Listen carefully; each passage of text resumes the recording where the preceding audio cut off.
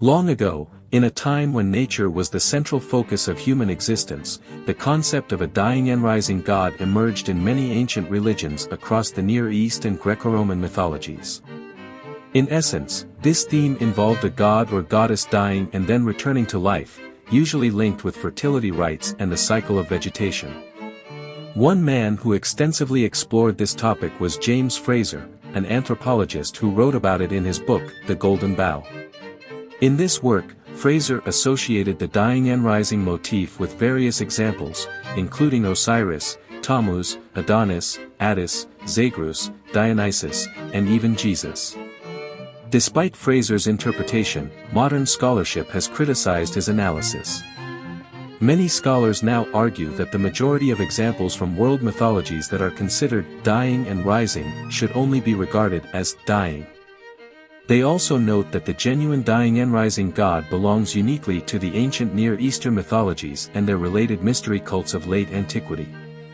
To further clarify the meanings, the motif index of folk literature separates this theme into two motifs, namely, death or departure of the gods, A192, and resurrection of gods, A193. Although the concept of a dying and rising god may have its roots in ancient traditions, its interpretations have evolved considerably over the years, and it continues to spark debate among scholars and cultural enthusiasts alike. Once upon a time, in a world filled with mythology and legendary stories, there were numerous gods and goddesses who represented different aspects of human life. Among them were Baldur, Quetzalcoatl, Izanami, Ishtar, and Persephone, who were characterized by the dying deity motif, a common feature in mythology across various cultures. Baldur was a beloved god of light and purity, son of Odin and Frigg, and the most handsome of gods. However, his blind brother Hr was envious of his popularity and killed Baldur with a mistletoe-tipped arrow. Baldur's funeral pyre was placed on a ship that sailed out to sea, but as he did not return to life, it resulted in the doom of the gods. Quetzalcoatl, a Mesoamerican deity, was known as the feathered serpent god who brought culture and civilization to the people. However, he became ashamed of committing unthinkable acts, burned himself to death, and transformed into stars in the afterlife. Some versions of his story have him sailing away on the ocean never to return, while others have a flock of birds flying away from his ashes. In Hawaiian mythology, deities could die and depart in various ways. Some would depart for the skies, while others would leave in a canoe that was never seen again.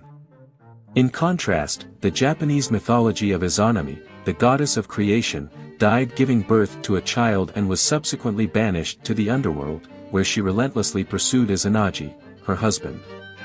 Some of the gods who died returned or brought about life in other forms, often associated with the vegetation cycle. For instance, Ishtar and Persephone died every year, representing the lack of growth underground, but would resurrect, symbolizing the rebirth of the farming cycle. Scholars debate whether the gods suggested in the dying deity motif return as the same deity. However, they agree that the yearly cycle of death and rebirth associated with vegetation deities is universal across cultures.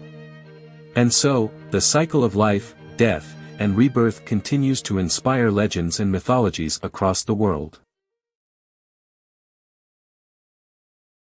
Once upon a time, scholars like James Frazer and Jane Ellen Harrison believed that myths are echoes of rituals and all rituals aim to manipulate natural phenomena. They also introduced the concept of the dying god. However, in the early 20th century, Gerald Massey's argument that Egyptian dying and rising god myths were similar to that of Jesus was rejected by mainstream academics. Enter Swiss psychoanalyst Carl Jung, who believed that death and resurrection are part of the transpersonal symbolism of the collective unconscious. Jung saw dying and rising gods as symbols of an archetypal process that resonates with our collective unconscious, and these myths can help with our psychological integration. In Greek mythology, Dionysus was torn to pieces and eaten by titans, but his grandmother put him back together to restore his life. Scholars have presented Dionysus as an example of resurrection. The oldest known example of the dying god rising myth is in the Sumerian myth of Inanna's descent to the underworld. Inanna was dead for 3 days and 3 nights until her father brought her back to life with the help of the Gala. The concept of the dying god continues to fascinate scholars and readers alike, demonstrating how our fascination and desire to understand these myths transcends time and culture.